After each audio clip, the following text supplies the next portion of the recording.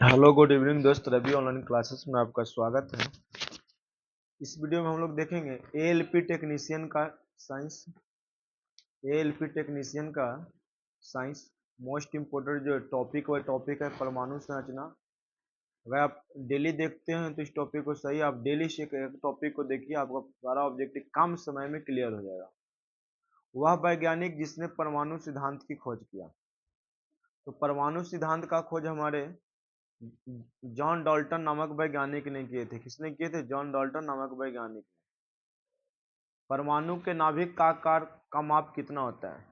तो परमाणु के नाभिक का आकार जो होता है 10⁻⁻15 मीटर होता है। कितना होता है? और त्रिज्या 10⁻10 मीटर, ये याद रखिएगा। निम्नलिखित में कौन सा एक अस्थायी कण है? तो न्यूट्रॉन एक अस्थायी कण है। एक अस्थायी कण है।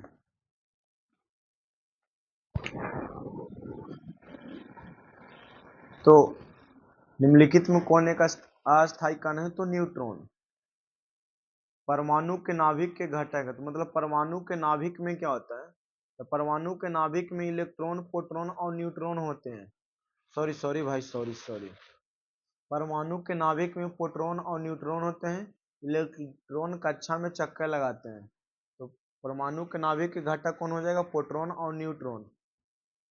निम्नलिखित में से कौन एक आवेश रहित कण है जिसपे आवेश नहीं होता है? तो इलेक्ट्रॉन पे आवेश होता है 1.6 × 10⁻⁻19 कूलम। और प्रोटॉन पर इतना ही होता है, लेकिन प्रोटॉन पे धन आवेश होता है, इलेक्ट्रॉन पे ऋण आवेश होता है।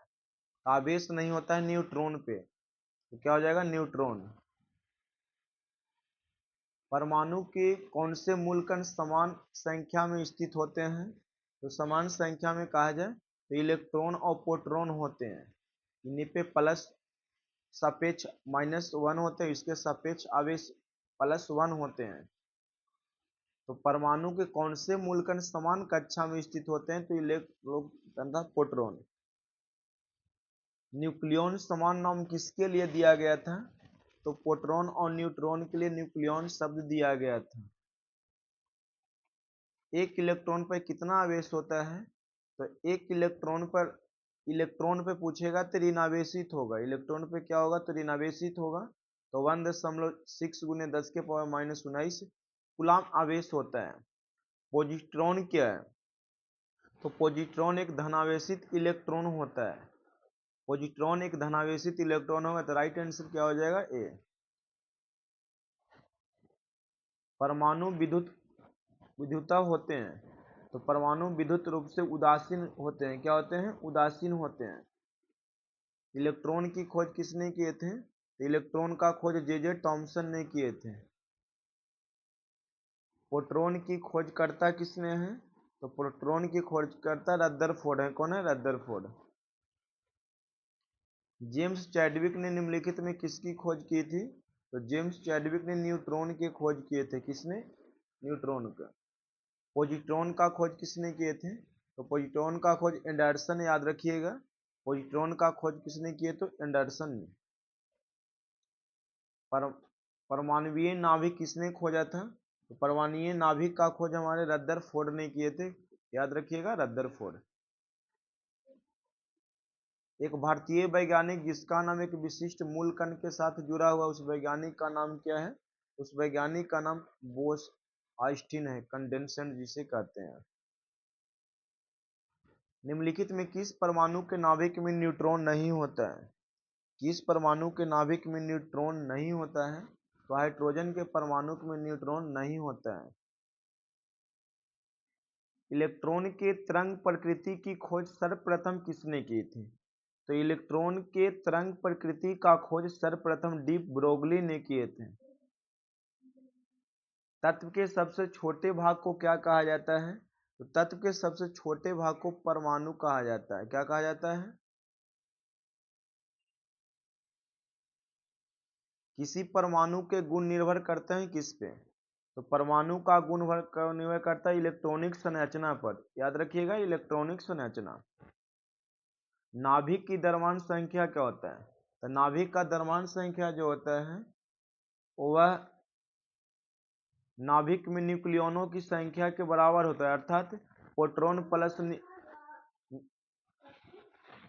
न्यूट्रॉन और प्रोटॉन को योगफल को ही द्रव्यमान संख्या कहते हैं, जिसे न्यूक्लियन कहा भी जाता है। किसी परमाणु के द्रव्यमान और द्रव्यमान संख्या के अंतर को क्या कहते हैं? मतलब परमाणु द्रव्यमान और द्रव्यमान संख्या के अंतर को क्या कहा जाता है? तो द्रव्यमान क्षतिका के नाम से जाना जाता है। एक ही तत्व के दो समस्थानिक विद्युत उदासीन परमाणुओं के लिए निम्नलिखित गुणों में से कौन सा गुण भिन्न होगा? तो परमाणु द्रव्यमान भिन्न होगा। मतलब दो समस्थान हो गए, लेकिन उनका परमाणु द्रव्यमान भिन्न भिन्न होगा। जैसे हाइड्रोजन का 3 समस्थानिक होते हैं, इसका परमाणु द्रव्यमान, इसका परमाणु 2, इसका 3।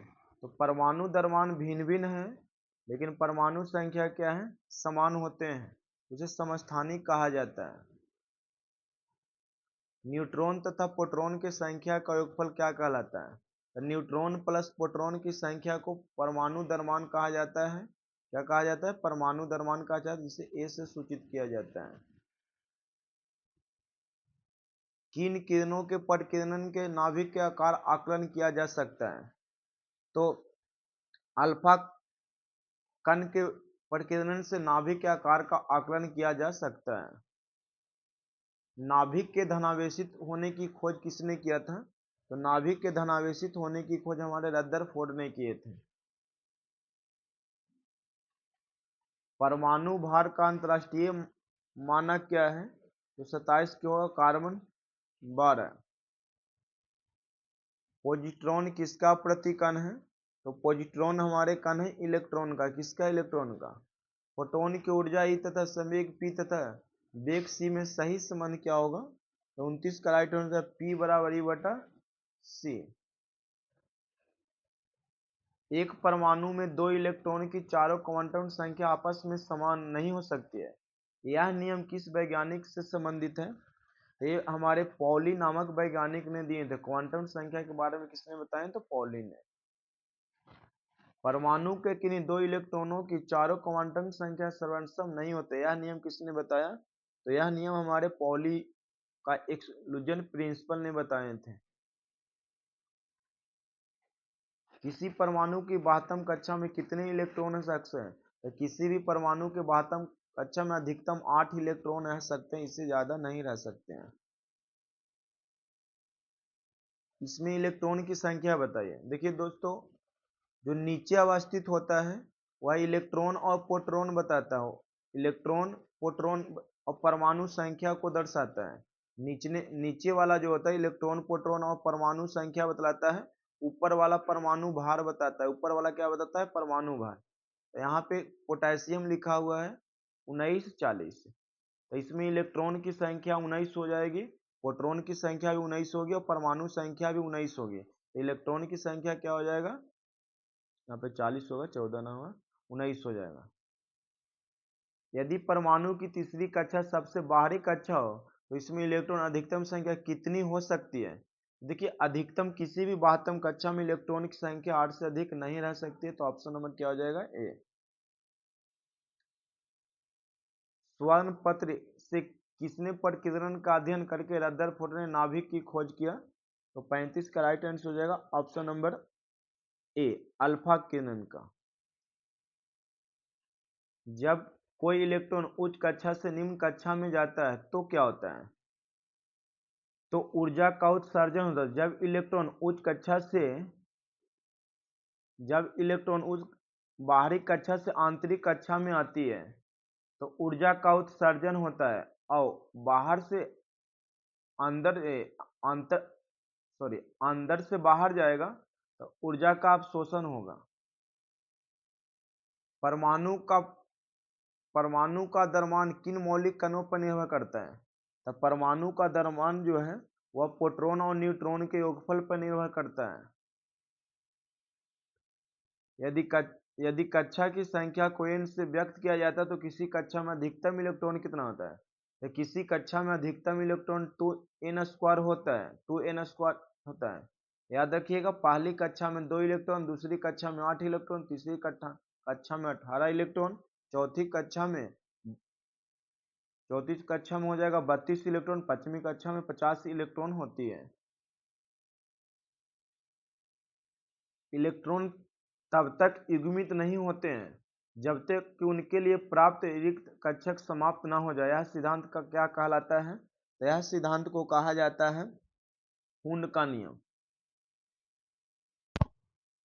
देखिएगा क्वेश्चन नंबर 40 थोड़ा मिस्टेक हुआ था। अनिश्चितता के सिद्धांत का प्रतिपादन किसने किया था? तो सिद्धांत हाइजेनबर्ग ने किए थे। इलेक्ट्रॉन के आवेश की खोज किसने किया था? इलेक्ट्रॉन पर उपस्थित आवेश की खोज हमारे मिल्टन नामक वैज्ञानिक ने किए थे। वह कण जो न्यूक्लियन को बांधे रखने का कार्य करता है क्या कहलाता है? तो वह मेसॉन होता है। क्या होता है? मेसॉन। किसी तत्व की रासायनिक प्रकृति निर्भर करते हैं किस पे? तो रासायनिक प्रकृति करता है उसके संयोजी इलेक्ट्रॉन पे। 44 नंबर, किसी तत्व के रासायनिक गुण निर्भर करता है किस पे? तो किसी तत्व का रासायनिक गुण निर्भर करता है परमाणु संख्या पे। न्यूट्रॉनों के खोजकर्ता कौन है? तो न्यूट्रॉनों को खोजकर्ता है, न्यूट्रिनो बोल रहा है तो पॉली हो जाएंगे, न्यूट्रॉन बोल रहा है तो जे टॉमसन होंगे, सॉरी चैडविक। मेसॉन के खोजकर्ता कौन है? तो मेसॉन के खोजकर्ता युकावा नामक वैज्ञानिक है। निम्न में से किस विभाजित नहीं किया जा सकता है?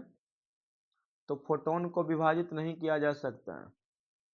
इतना में प्रोटॉनों की संख्या पूछ रहा है तो बताएं आपको, तो नीचे वाला प्रोटॉन की संख्या बताता है तो प्रोटॉन की संख्या 92 हो जाएगी। इतना में न्यूट्रॉनों की संख्या क्या है? तो देखिए ऊपर में 238 है और नीचे में 92। ये दोनों का अंतर हमेशा न्यूट्रॉन की संख्या होता है, तो घटाइएगा तो आपको पास बच जाएगा 146। क्या हो जाएगा? 146।